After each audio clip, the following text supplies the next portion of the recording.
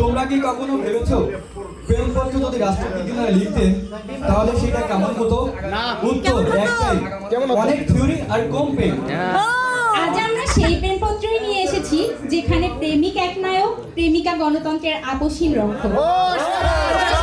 সেটাই সংবিধান, যা প্রেমিকরা যখন তখন সংশোধন করতে পারেন। তাহলে আসুন শুনি এক রাষ্ট্রবিজ্ঞানীর প্রেমপত্র, যেখানে প্রেম শুধু আবেগ নয় বরং রাজনৈতিক ক্ষমতার লড়াই। এই প্রেমপত্রটি আমাদের বন্ধু আজিমের বাস্তব জীবনের ঘটনা থেকে। প্রিয়তমা, তোমার প্রতি আমার ভালোবাসা যেন একদলীয় শাসন ব্যবস্থা। একবার ক্ষমতায় এলে আর সরে যাওয়ার কোনো প্রশ্নই উঠে না। আমার হৃদয় সংবিধানে শুধু তোমার একচ্ছত্ব আধিপত্য, সেখানে আর কোনো বিরোধী দলের থাকার সুযোগ নেই। তুমি আমার জীবনের সমাজতান্ত্রিক বিপ্লব, যেখানে ভালোবাসার সমান বন্টন নিশ্চিত। তবে নীতি হলো তোমার সবকিছু আমার আর আমারও সবকিছু আমার। তোমার হাসি যেন গণতান্ত্রিক অধিকার, যা মাঝে মাঝে মিললেও অধিকাংশ সময় আমার নাগালের বাইরেই থাকে।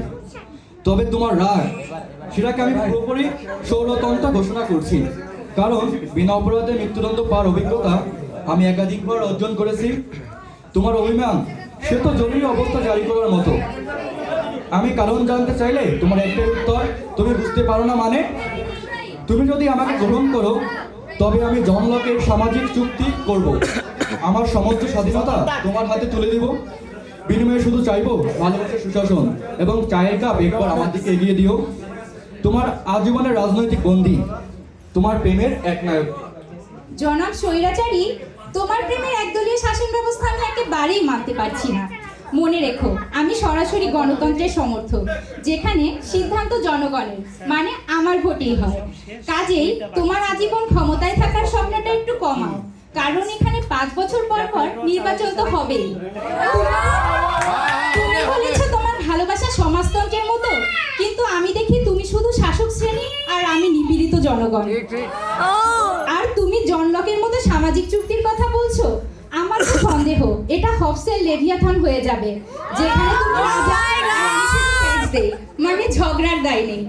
আর তোমার ভালোবাসা যদি একনায়কতন্ত্রের মতো হয়, তবে মনে রেখো প্রতিটি স্বৈরাচারের একদিন পতন হয়।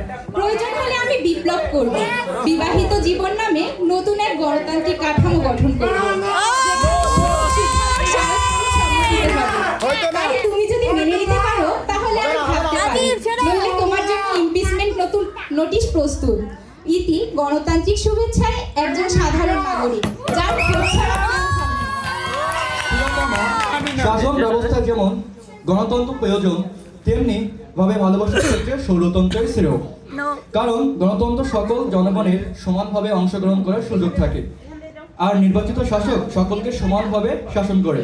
কিন্তু আমার ভালোবাসার সংবিধান অন্যরকম, অন্য কোনো ব্যক্তির অংশগ্রহণের সুযোগ নাই, নাই কোনো এখানে অন্য কোনো নারীর জন্য সংরক্ষিত আসন। এখানে শুধুমাত্র একজনের অবস্থান, আর আমি শুধু এই একজনকেই প্রাধান্য দিতে চাই। এজন্য যদি আমি ভালোবাসার স্বৈরাচারের শাসক হয়ে যাই, তাহলে আমি নীরবে এই স্বৈরাচারের পদক্ষেপে মাথা পেতে নিব। কারণ ভালোবাসার সংবিধানে তুমি আমার মানে শুধু আমারই, অন্য কোনো দল বা ব্যক্তির এখানে আশ্রয় নেই। জনাব প্রেমের স্বৈরশাসক, আপনার বক্তব্য আমি গভীর মনোযোগ দিয়ে বিশ্লেষণ করেছি। আপনি বলেছেন গণতন্ত্রে সকলের অংশগ্রহণের সুযোগ থাকে, তাই প্রেমে স্বৈরতন্ত্রই শ্রেয়। কিন্তু প্রশ্ন হলো, আপনি কি প্রেম করছেন নাকি একদলীয় শাসন কায়েম করছেন? আমার গণতন্ত্রে জনগণের সংখ্যা মাত্র একজন, আর সেটিই আমি। তাই আপনার ভালোবাসার স্বৈরতন্ত্র যদি সত্যিই আমার একচ্ছত্র অধিকার নিশ্চিত করে, তাহলে আমি করব না। তবে শর্ত একটাই, এই শাসন ব্যবস্থায় কোনো ষড়যন্ত্র, সামরিক অভ্যুত্থান বা লুকিয়ে সংবিধান সংশোধন করার চেষ্টা করা যাবে না। সুতরাং আপনার স্বৈরাচার যদি কেবল আমার জন্য হয়, তবে আমি তা গণভোট ছাড়াই মেনে নিতে রাজি। কিন্তু মনে রাখবেন, যদি কোথাও অনৈতিক কোয়ালিশন সরকার গঠনের চেষ্টা করা হয়, তবে বিপ্লব অবশ্যম্ভাবী। ইতি গণতান্ত্রিক শুভেচ্ছায় আপনার একমাত্র প্রেমের আইন প্রণেতা।